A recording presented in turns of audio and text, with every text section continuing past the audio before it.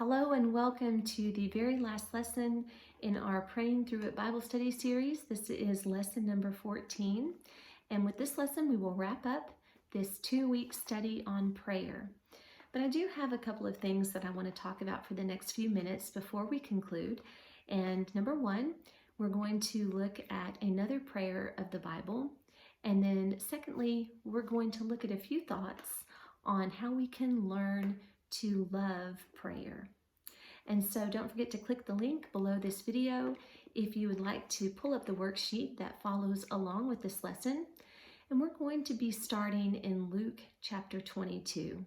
Luke 22 verses 41 and 42.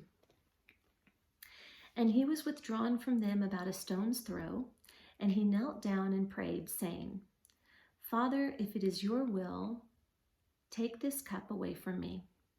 Nevertheless, not my will, but yours be done. Who was praying this prayer? This prayer was prayed by our Lord and Savior Jesus Christ just before he was to be betrayed by Judas, then arrested, taken to trial, and ultimately crucified on the cross. And so these were the moments just before all of that was going to happen. He was in the garden with some of his disciples, and he was praying to his Father. And in his prayer, he asks that this cup be taken away from him. The cup was an expression. It referred to an experience or a divine appointment that was either good or bad. It could be joyful or not. And the Greek lexicon says it was either favorable or unfavorable. And so Jesus is facing this experience that he was going to have to endure. In this case, the cup was suffering. It was going to be agony, and it was going to ultimately be death. And Jesus was praying to let this cup pass, take it away from me. Is there another way, Father, to accomplish your plan of salvation? Jesus was praying for that and asking for that.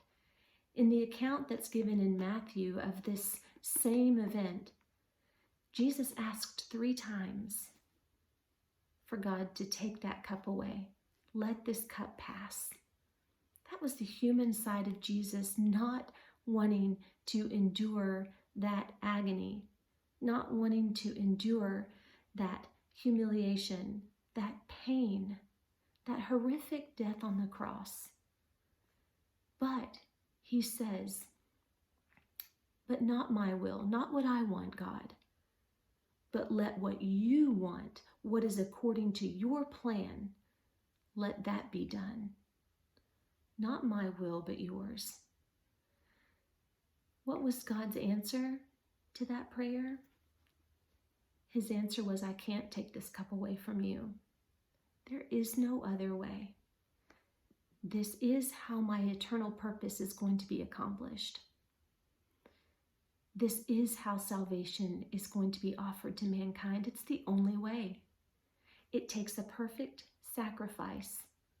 It takes the perfect blood to make atonement for man. A one-time sacrifice for all men for all time. And that's the only way. And Jesus drank from that cup.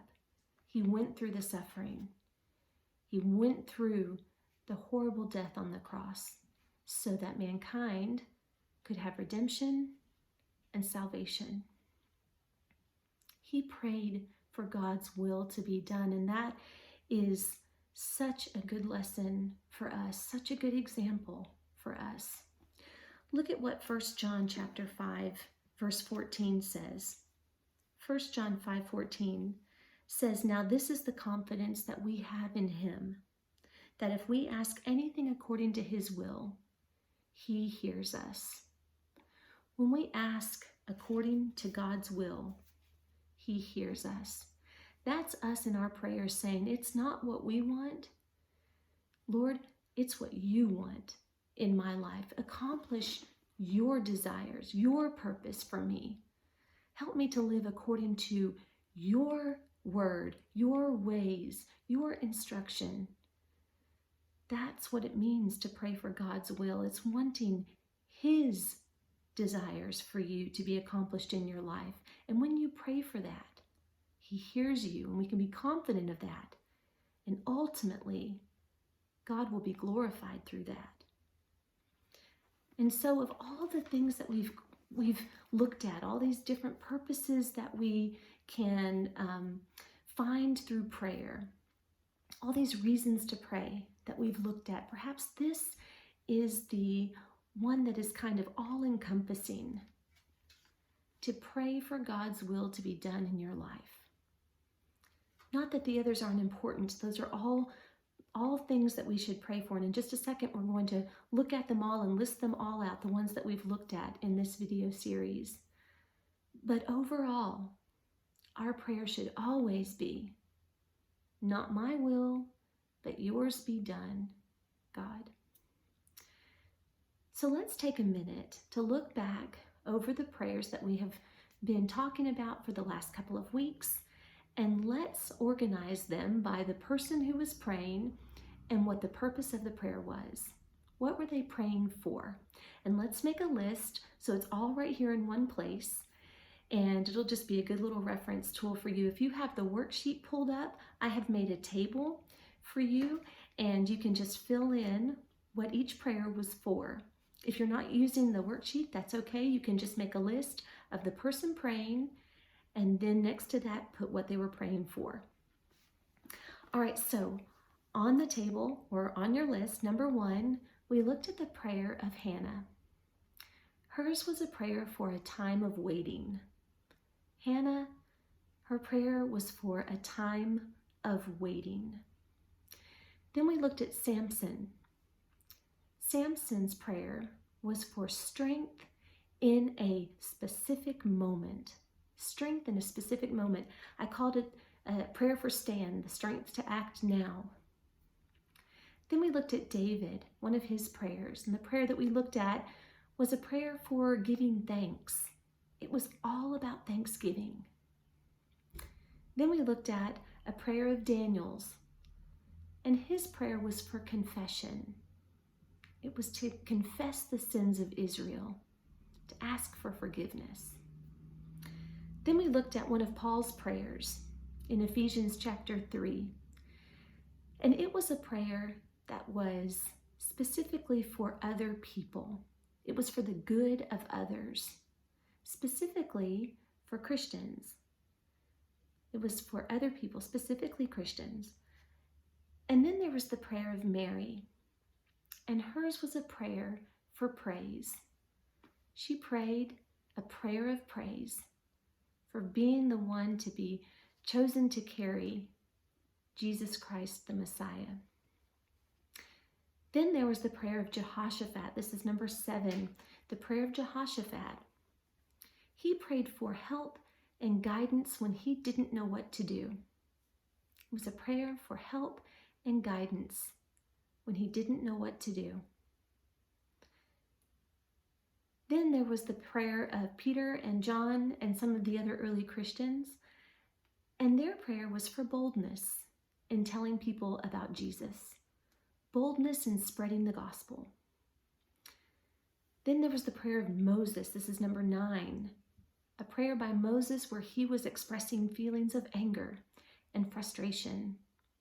He took those to God in prayer. Number 10, the prayer of Solomon. We looked at his prayer for wisdom. Solomon's prayer for wisdom. He prayed for an understanding heart, a hearing heart, and for the ability to discern between good and evil. Then there was Hezekiah, and Hezekiah prayed for healing. His was for physical healing. And then today, we looked at the prayer of Jesus, and he prayed for God's will to be done. Pray for God's will to be done. So look at all those wonderful things, all those prayer focuses. I encourage you to look at that from time to time and incorporate those prayers into your own prayer life. There are many more that we could look at in the Bible, and you can even continue this study and look at more and more prayers of the Bible. See how they were prayed, why they were prayed, how did God answer. Continue growing in that area of your life. So let's think about some things that we can implement to help us learn to love prayer. All right, my first suggestion, it's going to sound very, very simple. Putting it into practice maybe is not so simple, but number one, to learn to love to pray, you have to pray. To learn to love to pray, you have to pray. The best way to have a better prayer life is to start praying. There it is, plain and simple. Start now. Make it a priority. Have a plan. Put together a prayer plan. Establish a routine. I found this quote when I was reading a book on prayer at one point, and I love what this author said about this very thing. He says, "We will never have pure enough motives, or be good enough, or know enough in order to pray rightly. We simply must set all these things aside and begin praying. In fact, it is in the very act of prayer itself, the intimate, ongoing interaction with God, that these matters are cared for in due time." Just start. Start praying, and start praying routinely, regularly. Make it a habit. Sometimes that's a little bit easier said than done. But that leads me to thought number two. Don't settle for easy. Don't settle for easy, even if it's hard for you to become a better prayer. I'm not really sure that that's the right word, but if you want to be better at praying, you have to know that sometimes it won't always be easy. You might have to work at it, but it is so worth it. The benefits just so far outweigh the challenge of it, maybe. There's a story that you find in 1 Kings that I want to look at just for a couple of minutes, because I think it's a good reminder of this point right here. Don't settle for easy. It's in 1 Kings chapter 12. 1 Kings chapter 12. And just to give you a little background here, at the end of chapter 11, Solomon has died. And now following his death, the Israelite nation has been split into two separate kingdoms. The kingdom of Israel in the north and the kingdom of Judah in the south. And the kingdom of Judah is being ruled by Solomon's son, Rehoboam. And the kingdom of Israel is being reigned by a man named Jeroboam. And Jeroboam was not a good king. He made some bad choices. And if you look in chapter 12, verses 26 and following, I want you to listen to what Jeroboam did. He didn't want to lose the people of his kingdom to Rehoboam. He didn't want them turning back to Rehoboam and becoming loyal to him. Jeroboam wanted to keep them under his reign and in his kingdom.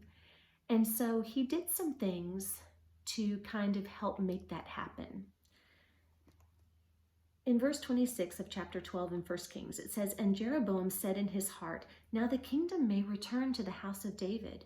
If these people go up to offer sacrifices in the house of the Lord at Jerusalem,'" now remember, Jerusalem was the capital of the kingdom of Judah, and that's where the temple was.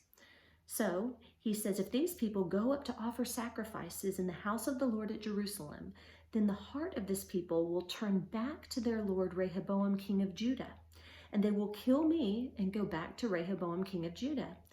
Therefore the king asked advice, made 2 calves of gold, and said to the people, "It is too much for you to go up to Jerusalem.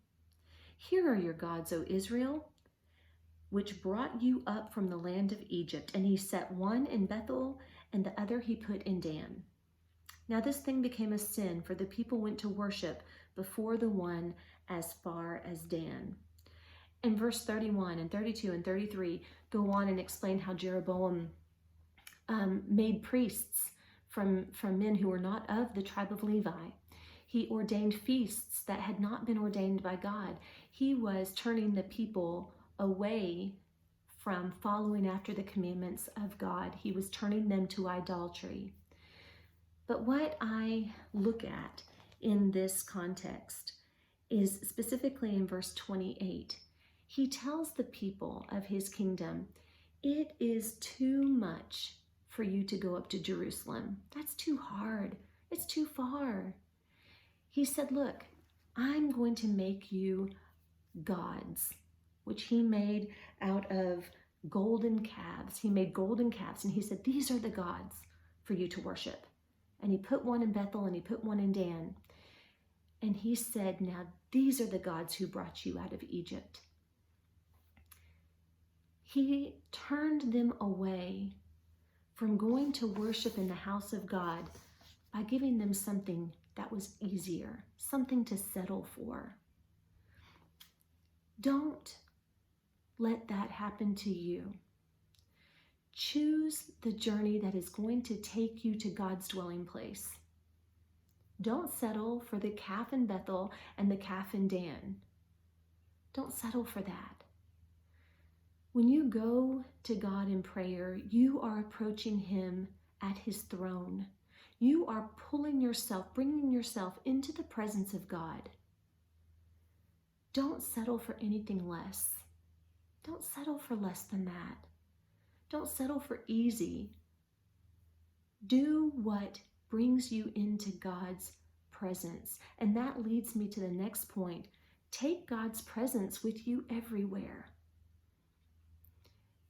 One of the things that I have probably mentioned, I think a couple times in these videos, but I know that I say it to my children all the time, is that when you face a situation, any situation, it could be just one that is stressful, one that is worrisome, one that is painful, one that is tempting or trying, or whatever it is, whatever situation you may face, the first thing that you want to do is to invite God in. Bring him in first. Involve him in everything that you do. Involve him in every decision that you have to make, in every problem that you have to face, in every illness or struggle that you might encounter. Bring God in first. Take his presence with you everywhere. I think of Moses in Exodus chapter 33.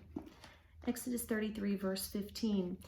God has just told Moses that it's time for them to leave Sinai and continue their journey to the promised land. And Moses asks him in verse 12 of chapter 33, he says to the Lord, you say to me, bring up this people, but you have not let me know whom you will send with me. Yet you have said, I know you by name, and you have also found grace in my sight. He wants to know who God is going to send with him on this journey. And God answers and says in verse 14, my presence will go with you, and I will give you rest. And Moses said to God, if your presence does not go with us, do not bring us up from here. Moses says, if you're not going with us, if your presence isn't going to be with us, don't bring us up from here. You want God's presence to go with you everywhere. Invite him into everything through prayer. And finally, the last thought I want to leave you with is this. One day, you and I are going to meet God face to face. Let me ask you this question. Will you already be friends? I think about that. I think about that day that I go home and I meet God face to face, will it be like seeing an old friend? Will he know me because I have talked to him through all these years? Will it be like a loving reunion? You don't want that day to come and it be this awkward, well, I know who you are, but we haven't really talked kind of a thing. You want it to be like you are two friends who are finally getting to meet face to face. I love the song, My God and I. The song that says, my God and I go in the field together. We walk and talk as good friends should and do. We clasp our hands. Our voices ring with laughter. My God and I walk through the meadow's hue. I won't read the whole song, but it is so beautiful, this picture of you and God as friends. Start that relationship now. Start taking care of that relationship now, growing it now, caring for it now. Develop that special connection between you and God through prayer. It's so beautiful and so wonderful, and there's not one other person that you need by your side as you go through this life. Talk to him. Talk to him every day, throughout the day. And that leaves me with your ongoing prayer prompt, the prayer prompt that is just going to carry on from day to day. Remember 1 Thessalonians chapter 5, verse 17. Pray without ceasing. Have that special time in prayer. Have that private, intimate conversation time where you talk to God in secret and in your own place where you can have no distraction. Have that time. But then also pray continually. Pray throughout the day. As time comes up for you to give praise, as time comes up for you to give confession, as time comes for you to pray on behalf of someone else, as time comes for you to pray for strength in a moment, take those times and pray continuously. Make that just a part of who you are, just a part of what you do. That brings me to the end. And now I will leave this whole study in your hands. And I just pray that it has been a blessing to you. I pray that it has been beneficial. I pray that it has been strengthening for your spiritual life. Look at me getting all emotional. I'm acting like I'm never going to ever talk to you again or see you again. I don't know. I hope that there will be opportunities for more studies. I have loved this. It has been so good for me, and I just am thankful for the opportunity, and I'm thankful to share it with you. Even if I don't know you, I just want you to know I love you, and I just wish the very, very best for you. I hope if I don't know you, we get to meet one day. All right, take care. Continue praying. I love you very much. Peace and love to you always. Goodbye.